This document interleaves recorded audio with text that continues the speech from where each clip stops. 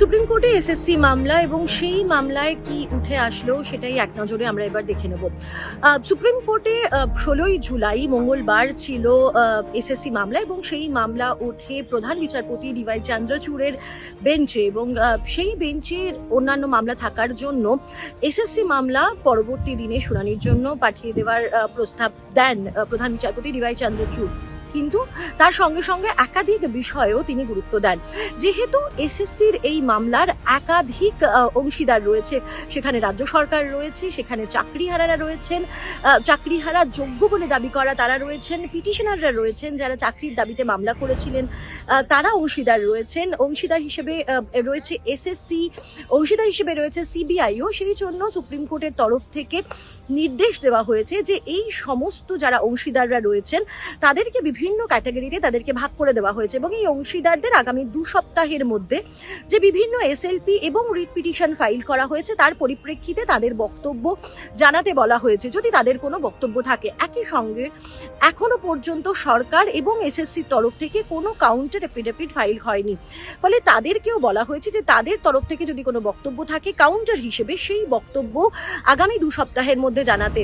ইতিমধ্যে সুপ্রিম কোর্টের তরফ থেকে 4 জন আইনজীবীকে দায়িত্ব দেওয়া হয়েছে নোডাল অফিসার হিসেবে যারা দায়িত্ব পালন করবেন, যারা এই সমস্ত এফিডেভিটকে যারা একত্রিত করবেন এবং তার সঙ্গে সঙ্গেই তারা যে তারিখের যে একটা দিক রয়েছে, অর্থাৎ এসএসসির যে কোটা নিয়োগ দুর্নীতির যে মামলা তার বিভিন্ন দিনক্ষণকে তারিখ ধরে ধরে তারা একটি তালিকা তৈরি করবেন এবং সেই তালিকাটিও 2 সপ্তাহের মধ্যে তাদেরকে তৈরি করতে হবে। এই সমস্ত রিপোর্ট জমা হওয়ার পর তৃতীয় সপ্তাহের গোড়ার মঙ্গলবার দিন অর্থাৎ 6ই আগস্ট পরবর্তী শুনানি হবে। একই সঙ্গে এদিনের যে শুনানি ছিল সেখানে দুটি খুব গুরুত্বপূর্ণ বিষয় উঠে আসে মামলাকারীদের তরফ থেকে। মামলাকারীদের তরফ থেকে তাদের আইনজীবীরা দাবি করেন যে সিবিআই যেহেতু তদন্ত করছে, ফলে সিবিআই এর তদন্ত কতদূর এগিয়ে এসেছে তার একটা দিক নির্দেশ দেওয়া প্রয়োজন এবং সেই কারণে সুপ্রিম কোর্টের নির্দেশ রয়েছে, সিবিআইকে দেওয়া রয়েছে যে তারা আগামী 2 সপ্তাহের মধ্যে মামলা অর্থাৎ এই এসএসসি দুর্নীতি নিয়ে তাদের যে মামলা এবং যে তদন্ত সেই তদন্ত কতদূর এগিয়েছে সে বিষয়ে তারা একটি স্ট্যাটাস রিপোর্ট সর্বোচ্চ আদালতে জমা দেবেন। এর পাশাপাশি উঠে আসে আরও একটি বিষয় যে এসএসসির তরফ থেকে এখনো যোগ্য অযোগ্যদের কোনো ডিভিশন কিভাবে করা যাবে, ডিমার্কেশন কিভাবে করা যাবে, অর্থাৎ কিভাবে যোগ্য এবং অযোগ্যদের বাছাই করা হবে সেই বিষয়টি এখনো পরিষ্কার করা হয়নি।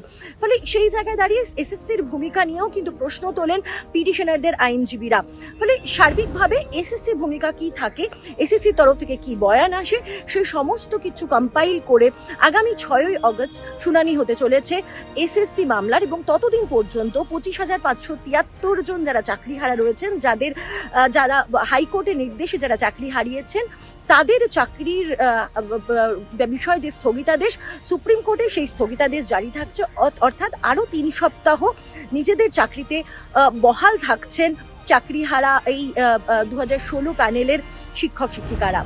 দেখুন, এর আগের দিন স্কুল সার্ভিস কমিশন তারা বলেছিল যে সেগ্রিগেশন পসিবল, কিন্তু আজকের দিন পর্যন্ত সেগ্রিগেশন লিস্টযুক্ত কোনো এফিডেভিট পাইনি বলে আদালতে আজকে দৃষ্টি আকর্ষণ করি যে স্কুল সার্ভিস কমিশন তারা কোনো সেগ্রিগেশন লিস্ট সম্বলিত কোনো এফিডেভিট আমাদেরকে দেয়নি। আদালতেও কোনো এফিডেভিট আজকে পর্যন্ত দেয়নি।